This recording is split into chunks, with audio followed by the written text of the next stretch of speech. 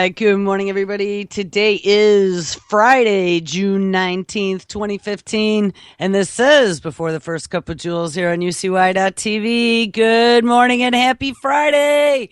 You got to love it. I don't know. Fridays are always the same as Monday, Tuesday, Wednesday, and Thursday, but at least it's something to look forward to. It is 58 degrees and overcast here in upstate New York. It's actually kind of chilly. And what's even more interesting is that it shows a real feel of 51, yet there's no breeze. So I'm not sure how the real feel in June, almost July, is lower than the actual temperature. It's supposed to get down in the 40s tonight. So that's kind of wacky. But hey, again, at least it's not snowing. I guess I can be happy about that. So where did we leave off yesterday? The name of the show yesterday was Earth Running Out of Water, an Internet Truth Algorithm. If you remember, we had looked at a story out of phys.org where scientists had created an algorithm to scan. In their experiment, it was Wikipedia, but eventually it's going to be utilizing the Google knowledge base for scanning for the correctness of facts. And of course, the correctness of facts are always subjective in that case because it depends on whose facts you're looking at. In one of the stories that we had read a few days before this, it was in regards to Google's Knowledge Vault. And I had mentioned this yesterday that Google is talking about a brand new way for ranking websites. It always had been in the past in regards to your search engine optimization, the number of keywords, the number of sites that link back to your site would always dictate as to how far up in the food chain your website or your link showed up in the search engine. Well, Google is now suggesting that what they're going to do is rank websites not in regards to how many link backs or keywords you have, but to rank websites in regards to quote unquote truth that exists on your website. And that's going to be all scanned against the Google knowledge base truth as to whether or not your website complies. And in the story read out of phys.org yesterday, they had actually even mentioned, and we'll scroll down just to remind you, because I actually found the Bill Clinton story that I had mentioned as well in regards to this. Where was it? Let's see. The measurement of the truthfulness of statements appears to rely strongly on indirect connections. Yeah, we talked about that. Although the experiments were conducted using Wikipedia, the team's method does not assume any particular source of knowledge. The scientists aim to conduct additional experiments using knowledge graphs built from other sources of human knowledge, such as Freebase, the open knowledge base built by Google. And it says misinformation endangers the public. Debate on the broad range of global societal issues. With increasing reliance on the internet as a source of information, we need tools to deal with the misinformation that reaches us every day. And somewhere in here, so I was trying to find. Somewhere in here, they actually talked about weeding out conspiracy theories and any crazy stuff like that that does not conform to the official narrative. Well, here I'm going to tell you where this all came from. I believe this was back from 2011. Yes, look, the story, 5/13/2011. Bill Clinton, create an internet agency. And this all spawned out of Fukushima. I followed this very closely from the very beginning, and I remember Hillary Clinton coming out and making some comment about how we shouldn't panic over Japan and we shouldn't stop buying their products because the Japanese economy was so important to the United States that we shouldn't pay attention to any of the internet rumors out there. And then Bill Clinton followed up. Of course, they wheel him out on their dolly every time they need someone to come out and say something stupid.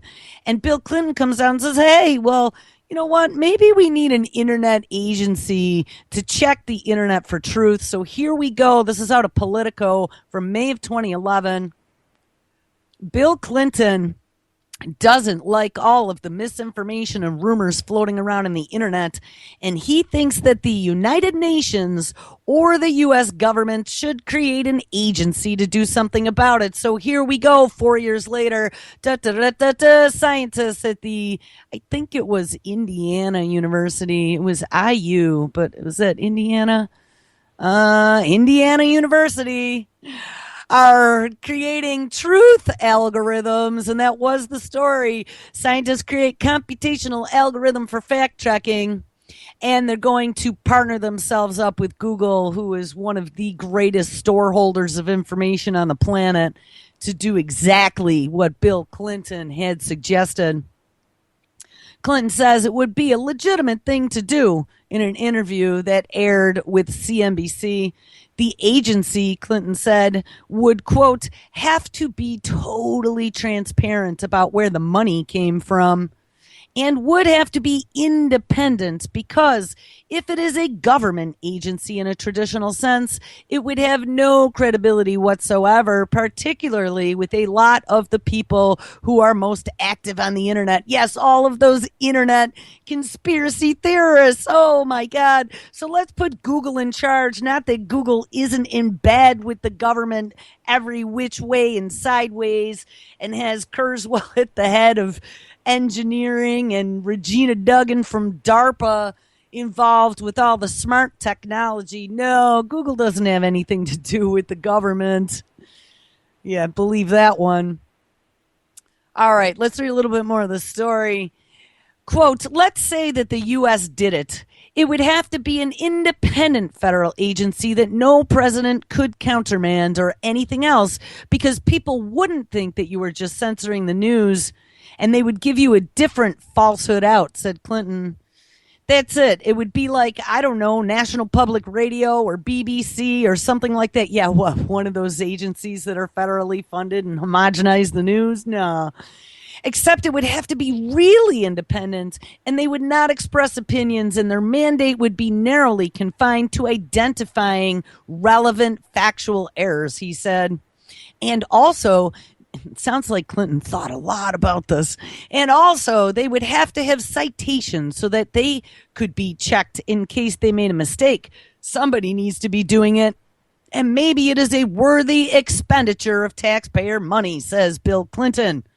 Now, guys, Bill Clinton, I'm going to blame him directly for the Ministry of Truth that is going to be clamping down on us anytime here pretty soon, if it's not happening already.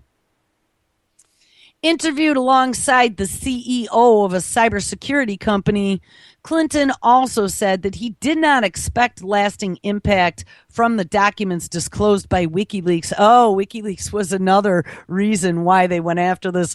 Yes, so he didn't expect a lasting impact. Showing employees of the State Department, which is run by his wife at the time, Secretary of State Hillary Clinton, assessing world leaders. I do not believe there is any lasting impact on our relationship. People know that we didn't do this leak on purpose. People know that the Secretary of State and her top team had nothing to do with this, or did they? Who knows what a tangled, wangled web we weave. Do we read any more about this?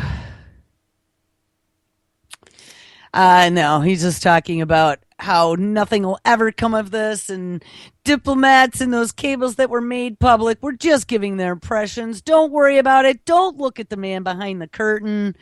Don't pay attention to anything, because we'll tell you what to believe. So anyway, it is in the process of happening. There was another story I saw where China apparently, according to the mainstream news, got their hands on all the encrypted Snowden files, go figure that, and unencrypted them. But then I saw Glenn Greenwald came out and said that's absolute and utter bullshit, that nobody unencrypted the files. And he is now being sued because it was a story that came out of, was it the New York Times? No, it was a UK paper called the Sunday Times.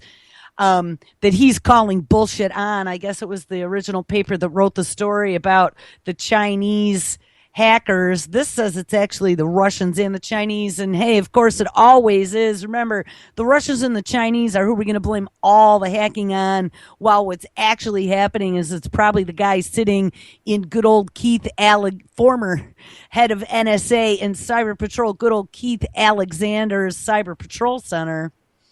Because remember, there are hackers under every bed. There's ISIS under every bed. There's viruses never before seen under every bed. And you should be afraid, be very afraid, because the government is going to take care of you.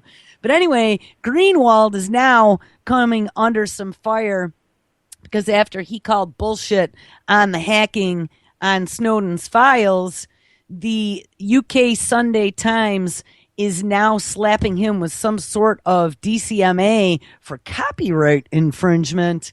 Hold on, we'll read about a paragraph of this, and then I want to get on to some other things.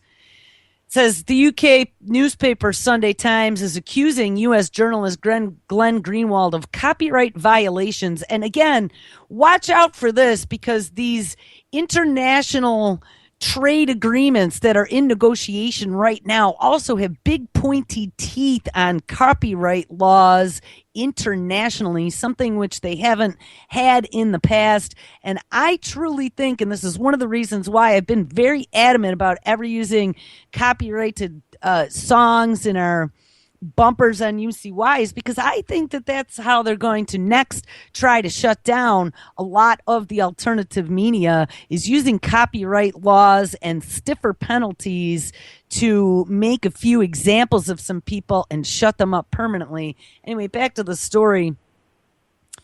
The UK newspaper Sunday Times is accusing U.S. journalist Glenn Greenwald of copyright violations after he debunked the paper's report on Russian and Chinese spies allegedly accessing Edward Snowden's NSA links.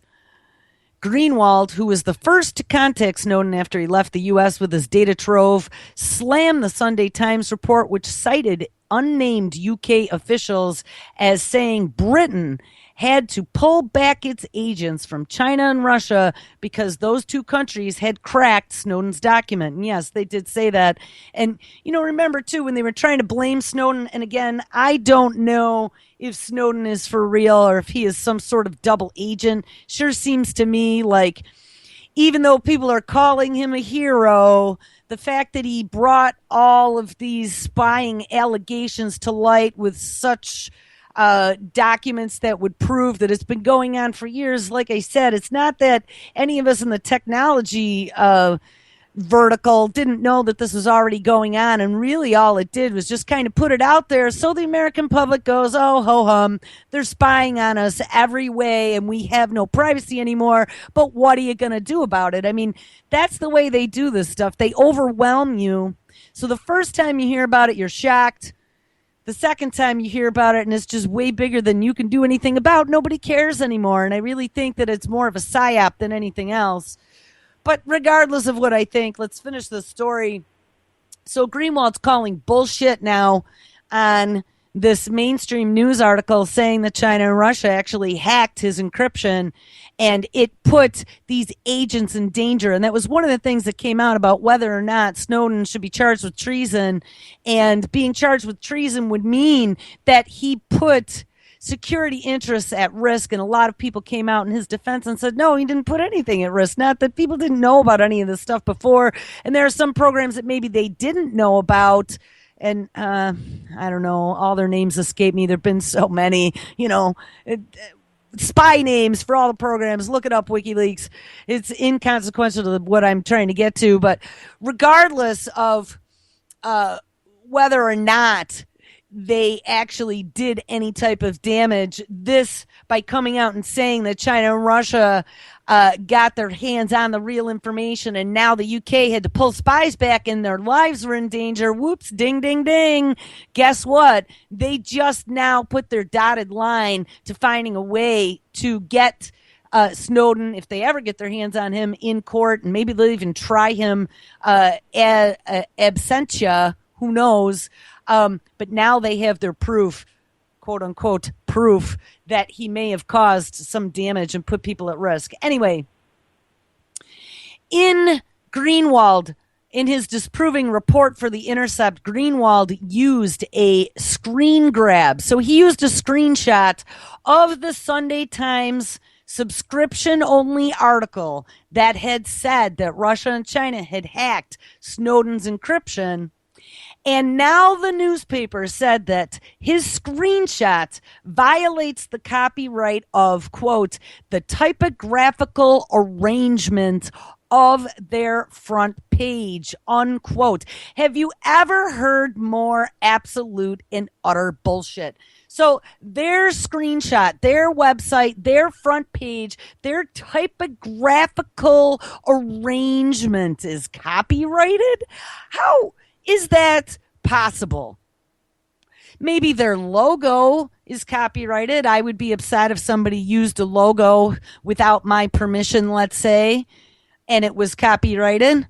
But the arrangement of their front page, the accusations come in a legal notice the Sunday Times sent out on Monday, citing the 1998 Digital Millennium Copyright Act, or DCMA, adopted by the United States. Now, this is a UK paper, and I don't think Greenwald's in the United States. I think he is either in the UK or hiding out with, I don't remember his name. It's Friday. It's been a long week. You know, the guy that's running WikiLeaks, hiding from the law. It says, anyway, the paper does not, however, respond to Greenwald's criticisms in which he called its article an utter lie, or translated utter bullshit, and an example of, quote, shoddy, primitive, unquote, reporting.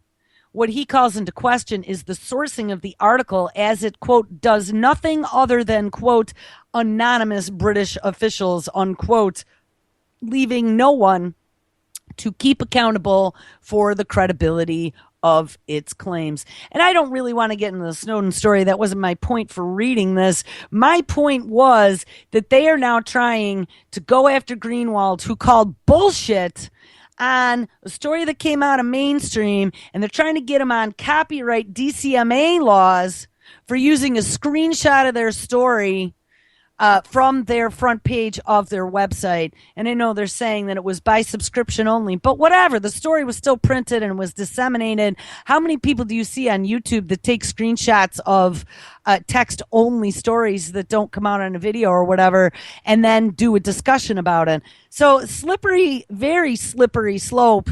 And like I said, with these international trade laws being jammed down our throats, and I don't know if anybody saw, but in the middle of this Orange Lives Matters, and now this new shooting by Dylan Floodroof, I think his name was, or Dylan Stormroof, that was his name, that happened down in South Carolina. In the middle of all the mayhem that got your attention, they actually went back and tried to jam through the fast track for the TPP again, and the House passed it yesterday with nobody paying attention, and now it's gone to the House again. So keep your eyes open on that, because that's something they don't want you to see as to what is going on. All right, I'm going to change gears now, because we've already wasted 20 minutes talking about not the primary topic I wanted to hit today. A few days ago, we talked about some genetically modified moths that were released in New York State without any real public comment or without letting the public know. They happen to be the very, very, very first insects genetically modified to be released on U.S. soil, right here in New York State, up in Geneva by Cornell University. Good old Governor Cuomo rubber stamped it and put it through. And how interesting it was to find that the company that was involved with that was good old Oxitec, the UK company that was working on those genetically modified mosquitoes that we had looked at a while back. That were talking about releasing those mosquitoes in the Keys. They had also released them in a few other countries, Cayman Islands. I don't remember where else, but in this article, I'm going to look at it, actually mention the other countries. So anyway, one of the things that we discovered about these genetically modified moths being released in New York State was that we found out that these moths were released very close to a bunch of organic farms. And these organic farms were never told that these moths were going to be released. And what the moths do is they lay eggs, and the pupa then die on the plants. And I think they said not cucumbers, cabbage and broccoli were very near where they released these moths. And once those genetically modified pupae died on the plants, it was going to cause the farms to lose their non-GMO organic status. And that is just absolutely wrong. Well, here it comes again, this time out at Discover Magazine, and they're going to try to make you buy into this genetically modified insect by telling you that it's going to cure and eliminate disease. And remember, guys, when we dug into the biowarfare program that supposedly no longer exists here in the United States since 1969, where we declared that we were no longer going to participate, and then in 1972, when Nixon inked onto the international agreement against biowarfare, we found out that number one, we never really ended the biowarfare program. They said that they were just going to focus their attention on vaccinations and being on the defensive for biowarfare. But don't forget that to create a vaccination, you have to have these pathogens in your hands. And one of the things that they were doing during the biowarfare program, and especially at Plum Island, was utilizing insects as disease vectors, where they were infecting the insects and then setting them loose. Mosquitoes were one, ticks and fleas were others.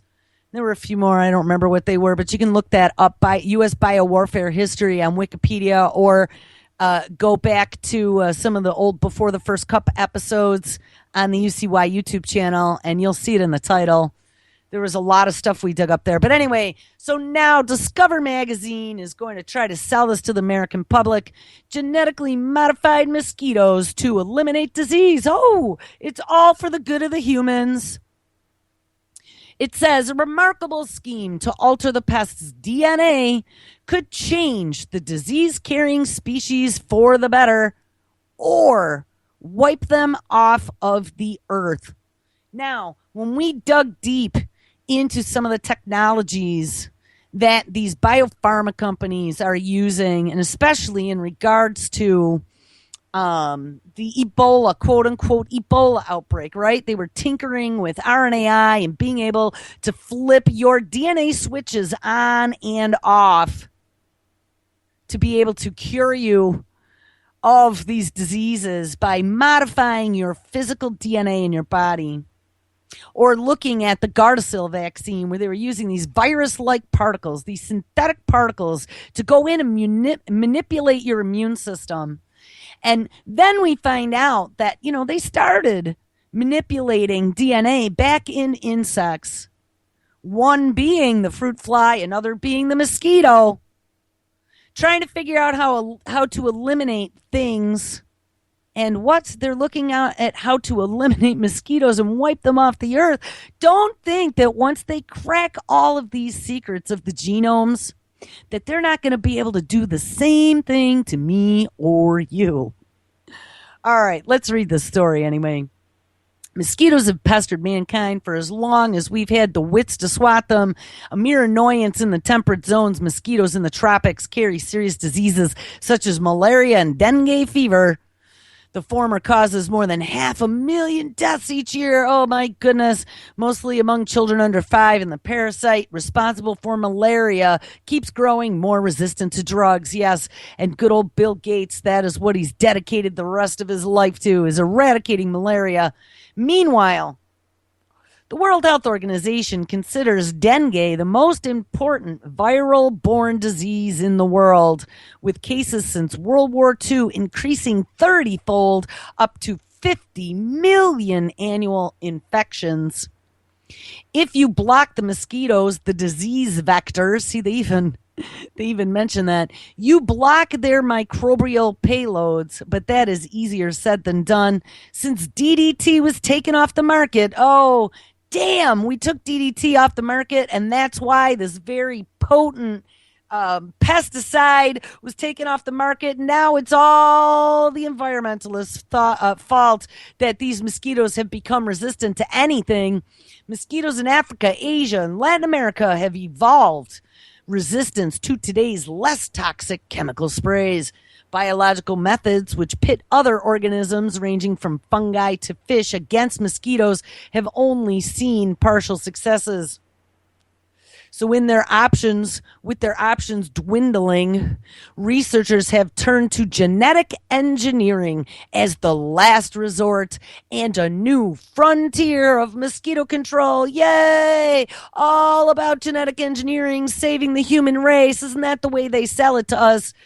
The ambitious goal here is to alter the mosquito's DNA to insert a change on the chromosome of not just laboratory captives, but of an entire species. And we had read about something a few months back where they've been using this CRISPR-9 technology to edit the genome, and then once they let it loose, it actually infected the entire species. Now, think about that for a second. They're experimenting right now. This is the great big petri dish called Earth.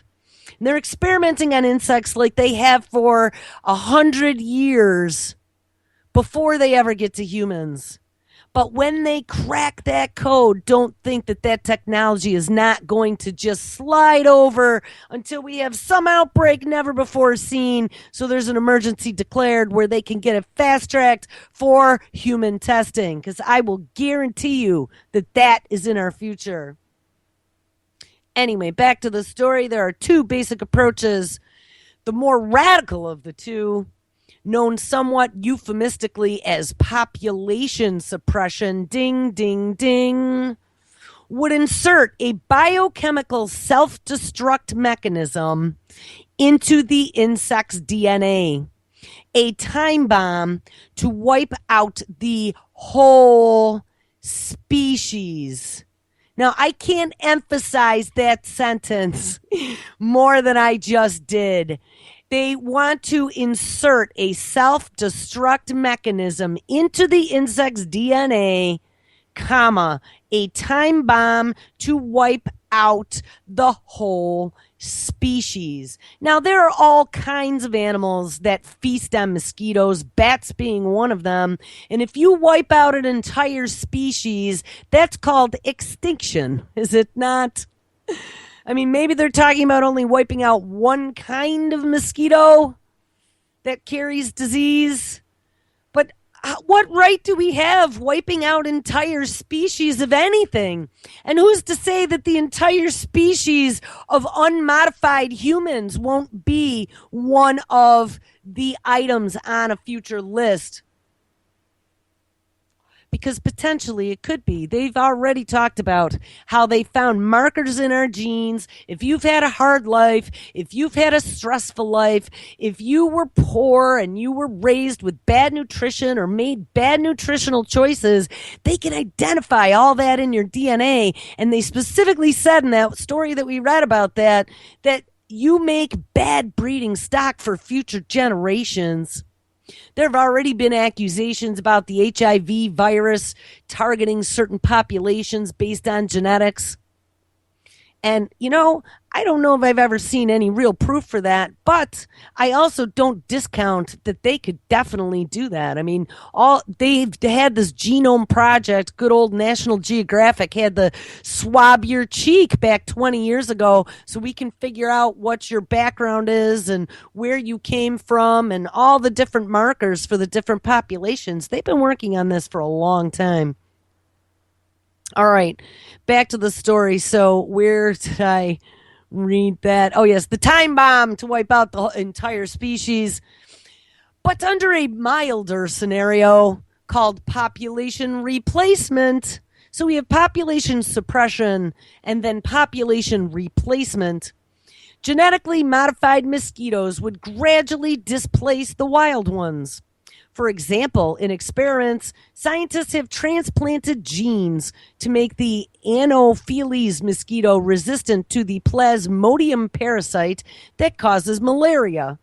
And they don't actually talk about what they did or how they spliced, but that sounds very similar to RNAi technology, where you can go in, modify a gene, and make it resistant to then some process that happens within the cell once you've been infected with something. For dozens of the labs that work on the problem, so there's dozens of labs working on this, coming up with useful genes known as transgenes. That is not the hard part. It's how to transfer enough copies of the transgenes into the free-ranging populations. Yes, line right up, people, for your vaccines. But if the mosquito has an Achilles heel, it is that the mating instincts of the males, which fly like guided missiles to any females in the area. So the research strategy is to send males fitted with the new DNA warhead. They're calling it a DNA warhead to breed with the females. Let go by the millions. The altered males outnumber and outbreed their wild counterparts, and a large fraction of the following generation of mosquitoes inherits the transgene. Ideally, the process fuels itself as one generation passes the new gene onto another until they are all, and listen to this keyword, infected. Quote, once modified mosquitoes are introduced, says Nikolai Winbilker, a biologist at the Imperial College in London, essentially the mosquitoes carry out the work for us. Now, who's to say also, we've been looking at these micro unmanned aerial vehicles that they've been working on out of Harvard, robobees.edu and MIT. I had also seen that there was some genetically modified mosquito. We've been looking at the genetically modified moths. We've been looking at the cyborg moths. We saw a Department of Defense film back like 4 or 5 months ago that had been from a few years ago, but I had been digging for it for a long time, and I found it again, talking about how they could take out insurgents with these unmanned micro aerial vehicles that look like insects that could sneak in and out of buildings and inject you with something lethal in the back of your neck. Who's to say that they couldn't do something very much like what they're talking about doing in the mosquito population to be able to kill the unmodified, to allow the propagation of the newly modified? Who is to say that they couldn't modify mosquitoes to do the same to us? Just a thought. Anyway, I want to read a little bit more, and then we're going to jump to a few more horrifying things that I found today. It says, anyway, that's how it goes in theory. So far, only one biotech company, the British firm called, and who'd have thunk it, Oxitec, the same ones who convinced good old New York Governor Cuomo. They probably gave him all kinds of money because remember I told you New York State is a money-grubbing state. Cuomo allowed them to release those GMO moths. First state in the U.S. Aren't we freaking lucky? So it goes in theory. So far, only one biotech company, the British firm called Oxitec, has conducted trials of modified mosquitoes in the field. Oxitec's target is the Aedes aegypti, originally an inconsequential mosquito species found in the forests of North Africa, but now a worldwide carrier of dengue. Manipulating male mosquitoes raised from eggs, Oxitec injects a gene that makes a lethal protein in the bug's bodies. Guys, I don't know what to even say to this because this is very similar to what we've read about RNAi. They inject it and it makes a lethal protein. How could you trust anything that is injected into you in the future? Because I know I can't. I know I never did. Well, I did at one point, but I haven't in the last 3 or 4 years since I've dug into the biopharma industry. And now that we know that they're playing mad science gone mad, and there's all these agendas going on. How can we trust anything? Don't think that they aren't all, what did they say? They said hundreds of labs are working on these technologies. Anyway, Oxitec injects a gene that makes a lethal protein in the bugs' bodies. The transgenic males don't die because guess what? The gene's inactivated by tetracycline. So they just feed these transgenic mosquitoes that are injected with this lethal protein some antibiotics, and it stays inactive. And it says it's inactivated by tetracycline, a common antibiotic, which is part of their daily diet in the lab. But once they are released, the modified males round up most of the local females, and the offspring of these matings express the lethal protein into their cells, and they die well before maturity because there is no tetracycline antidote in their environment. So what happens is the lethal protein gets activated, they breed, they pass it on to the egg, and then the egg starts to grow, and while it is in its infant stages, it dies because it's got poison proteins in its cells. How horrifying is that? And again, like I said, okay, so who cares about mosquitoes? I mean, I kind of do because bats are endangered now. They're dying all over the place, and that is a staple food. And how is that lethal protein going to affect other animals down the food chain too? I mean, this again is more genetic modification that has no real long-term studies. How is this going to affect mosquitoes that have this, that bite humans? That's a huge question in my mind. And again, can they then take what they're learning here and modify it to affect humans if it doesn't to begin with? Or then to put it into our vaccinations and, hey, plausible deniability. What? You grow up, you get all your injections as a kid, you grow up 30 years old, you procreate and have children, and your baby dies from some sort of unexplained sudden infant death syndrome at 3 months old. How scary. I just can't get over how absolutely insane stuff like this is, and they're just allowing it to happen. And fuckers like Cuomo, he let Oxitec technology out in the very first place ever in the United States, right here in upstate New York. What an asshole. It says field trials of this method in the Cayman Islands back in 2009 to 2010, and in Panama in 2014, and currently ongoing in Brazil, showed good results, says the company. So look out. Let's pay attention to what happens in Cayman Islands, Panama, and Brazil in the future here, because these mosquitoes are out of the petri dish. For several months, the process kicked back local populations of mosquitoes by 80% or more. The next Oxitec release may soon take place where? Yes, in the Florida Keys, if the U.S. environmental agencies approve. And I'm going to say that rubber stamp is coming, since good old Cuomo and the environmental agencies gave it the thumbs up here in New York. Says the Keys have seen a recent smattering of dengue. Of course, a drawback to this method is that the mosquitoes must be released repeatedly because the lethal genetic effect persists only for one generation. Well, phew. On the other hand, they could also serve as a break if something goes wrong. So let's release them and do a real-time environmental study because, hey, we built the brakes in. So nothing to worry about, nothing to see here. Win Bichler's group in the Imperial College has come up with a longer-lasting system called the X Shredder, referring to the mosquito's X chromosomes.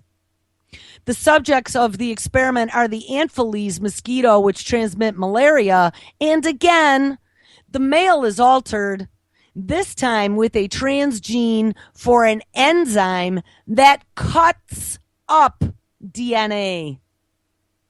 In mosquitoes, as in humans, the sex-determining chromosomes are X and Y. When a male mosquito produces sperm, just one of these two chromosomes is copied. If a sperm cell contains an X and the X shredder enzyme slices it up, in effect, it aborts the cell, while the sperm cell containing the Y chromosome can proceed to fertilization. Because female mosquitoes always produce an egg with an X chromosome, the mosquitoes that survive are all XY, which will be only males. So we now have a way to shred X chromosomes and prevent females from being born as well. How disturbing is this? When Bichler's technology, if scaled up, could establish the X shredder gene in half the males of a full given population, and as they mated with a shrinking supply of females, the X shredder males would push the population lower until there are no female mates left. Win Bichler says that it will be some time before he can test the mosquitoes in the field, though. Oh, yay. We have to make sure that all aspects of safety and ethical considerations have been addressed. I mean, guys, this is just so beyond insane. And the fact that they're letting this stuff out into the wild and then they're doing experiments about, oh, whoops, we made a mistake. I mean, it's just so disturbing. The story goes on, and I'm running out of time very quickly, and I have like 6 other stories that I'm never going to get to. But anyway, they mention a guy out of Harvard who helped develop the principles of that CRISPR-Cas gene drive, which allows them to spread these genetic modifications throughout an entire population. And then there's a quote here from Simon Warner, Oxitec's chief scientist. He compares the gene drive to a genie in a bottle. And he says, quote, once it's out of the bottle, it's gone. Well, I'm going to tell you, there were lots of genies in lots of bottles, and they popped a lot of the tops, spewing their toxic champagne all over, spoiling the waters. And it's out, people. It's already out, and it is gone. All right. Let's move on to the next story. And I might just have to do a couple headlines here so we can get to some of the big ones I want to talk about. This is another one that came out of Discover magazine on the 12th of June. Scientists create sperm-producing female fish by turning off a single gene. Hey, don't worry about it if our X gene shredder goes awry and all there are males left. Guess what? We're experimenting at turning off a single gene and making sperm-producing female fish. I don't know, or does that even matter? As far as natural selection is concerned, sex is just about everything. We're seeing all this gender bending in the news. And I mean, it had started back when we were looking at like Syngenta's, one of Syngenta's chemicals that was changing the sexes of frogs quite a number of years back already. And now we're seeing it happen with BPA and this whole transgender, flimsy loss of testosterone male here in Western civilization. But hey, it's all normal. And guess what? Now we're even doing it on fish and mosquitoes. This is just it's not natural. This is humans with no ethics and no rules, just the dangling carrot of being rich and powerful, playing God. This cannot be allowed to happen. It says as far as natural selection is concerned, sex is just about everything. All activities a creature engages in are in the service of reproduction, and that is across the entire globe, all life. It is to reproduce yourself. Not surprisingly, the nitty-gritty cellular details of reproductive biology are thus extreme interest to many scientists. Of course they are.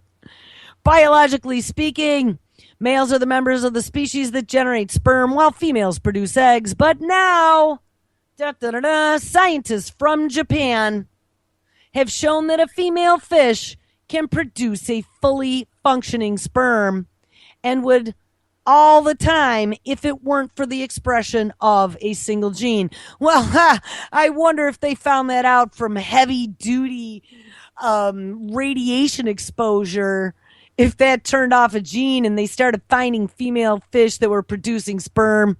I don't know. I'll drop this into the notes of the show. I'll put it into the chat after the show if you want to read the rest of it. But I want to get a little bit further here. We had looked at using nanofibers back a few weeks ago to be able to insert them into the moth pupa that they were experimenting with, into the muscles and the wings of this moth pupa when it was in chrysalis stage. And then as the moth pupa grew, these nanofibers grew right into the muscle. So once the moth was an adult, they had a moth cyborg that they could literally control with a joystick. Well, here we go. Researchers have now worked out also how to mind control cockroaches. Engineering students in China have worked out a way to control live cockroaches using a brain-to-brain interface technique, essentially creating tiny biological robots that will perform the will of their human masters. Ding, ding, ding. I mean, guys, I don't know how many stories like this I have to read, but the writing is on the wall. It is coming, and you and me and everyone we know and love are going to be the next subjects, all under the guise of medicine and curing all of the diseases that ill us. And maybe the military as well, and fixing all of the damage that occurred during combat. Using the interface, researchers have managed to guide a living cockroach along S-shaped and Z-shaped paths just using their minds. Presenting their research in video form at the IEEE Robotics and Automation Society's annual conference, the team of students at Shanghai Jiao Tong University describe how they fitted one of their team members with a Bluetooth EEG headset. And then the researcher then thought, so they're using mind control, no less. The researcher then thought about guiding himself through the S or Z-shaped pathway, and these brain waves were then translated into electrical impulses that were sent wirelessly to an electronic backpack receiver attached to the cockroach. They're going to use, I never envisioned this type of insanity. So we're going to be able to have people with these EEG headsets on that'll be able to manipulate and control like a marionette these controlled biological organisms to do their bidding. The electrical impulses then stimulated the antennae nerve of the cockroach through a microelectrode implanted in the animal's head. And through this nerve, the electrical impulses controlled its behavior and created what the students call a machine animal. A team at the University of Texas created a similar mind-controlled cockroach a few months ago with the aim of using, of course, the cockroaches to explore disaster zones to keep you safe. Remember, the students from Shanghai believe that their cockroach could also be used to help out in to help map out complex terrain, and also highlights how close that we are getting to a world like the one where James Cameron dreamed up in Avatar, where we can control other animals, albeit simple ones, with our minds. And that came out of Science Alert magazine. All right, I might get there. Here's another one out of The Verge. Now we've talked about all these never before seen. And at one point we had listened to a snippet, and this probably had to be 6 or 8 months ago, but we had listened to a snippet from Sophia Smallstrom, who had talked about this new crossover that they'd been finding between different phyla of the animal and plant kingdom, and how there was some real weirdness going on. We had also correlated that with some of the stuff that Dr. Huber had talked about in the very beginning, with some of the stuff that they were finding with glyphosate. Because glyphosate is such a strong antibacterial, he discovered that it was killing all the beneficial bacteria, not only in the plants and the animals, but also in the soils. But they were still finding this bacteria. They weren't even sure what it was. It wasn't a fungus. It wasn't a bacteria. It wasn't a virus. He declared it as some sort of new life form. Well, check this out.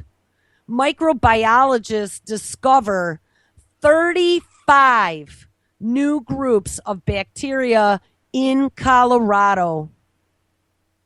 The mysterious and diverse world of bacteria just got its very own expansion pack. A total of 35 new groups or phyla of bacteria have been discovered in the groundwater in Rifle, Colorado. They will likely add a bunch of new species to the tree of life. Species that are quite different from bacteria, scientists note. But here's what's really remarkable. The number of new bacteria groups is almost the same as the number of known animal phyla on Earth. Now, guys, what are the chances that we just discover 35 brand new life forms not on the tree of life, more than any animals that are on Earth right now, and we just found them all in one groundwater store in Colorado? Gee, who would have thunk it?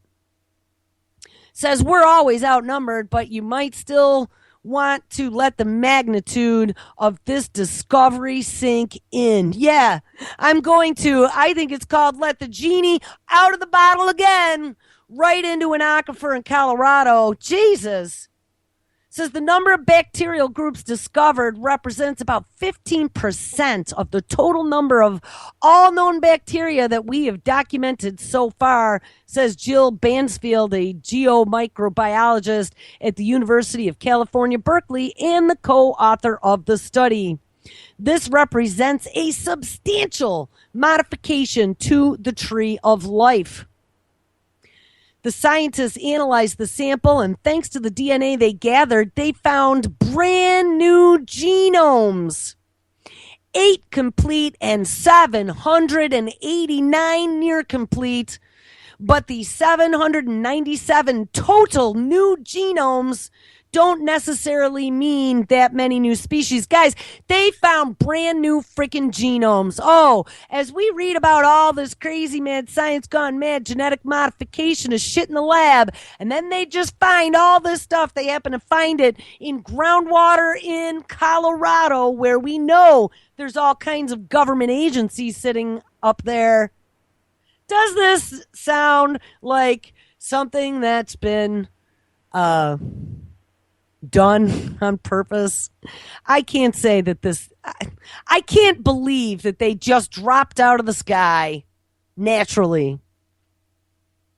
Each genome comes from one organism, but some of the genomes are so close to each other that you probably wouldn't say that they were different bacteria. Well, few.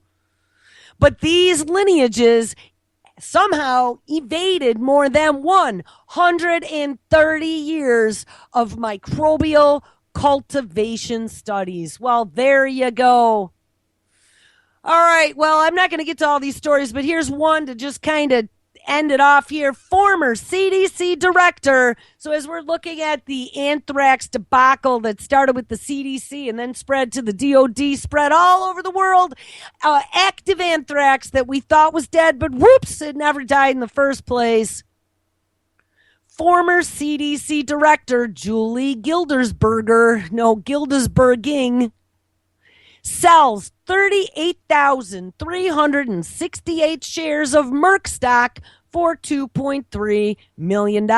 Hey, they're always looking out for our best interest. Julie Berging was in charge of the CDC from 2002 to 2009. Guess what?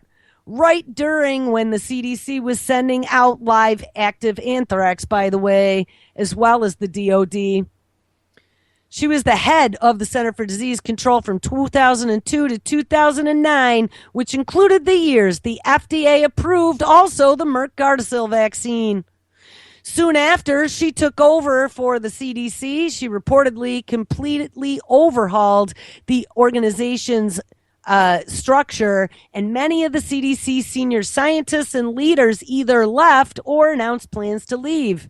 Some have claimed that almost all of the replacements Julie appointed had ties to the vaccine industry.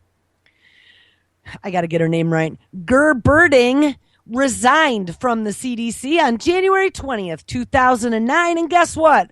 She took over as president for Merck's vaccine division, which is a $5 billion a year operation and the supplier of the largest numbers of vaccines the CDC recommends. Nobody is making sure you're safe. I don't have time to read the rest of that one. Here's the very last story that we're going to hit on. Why scientists want to look inside surfers' butts. What? Yes, researchers have taken the war on superbugs to a surprising new battlefield, surfers' butts. The World Health Organization considers superbugs or bacteria resistant to antibiotics the single greatest challenge in the world today. And these stubborn bacteria are increasingly found in the oceans thanks to marine pollution. Because surfers swallow more ocean water than any other beachgoers, roughly 10 times more than ocean swimmers. Scientists are hoping to study surfers' guts in order to shed light on how superbugs affect humans. All right, guys, everybody have an awesome Friday. Make sure you stick around. Josh is live tonight, and Levon is live for Antimedia Radio at 11 p.m. Great weekend radio all weekend, Saturday and Sunday, and I will catch up with you on Monday. Everyone have an awesome weekend. Take care.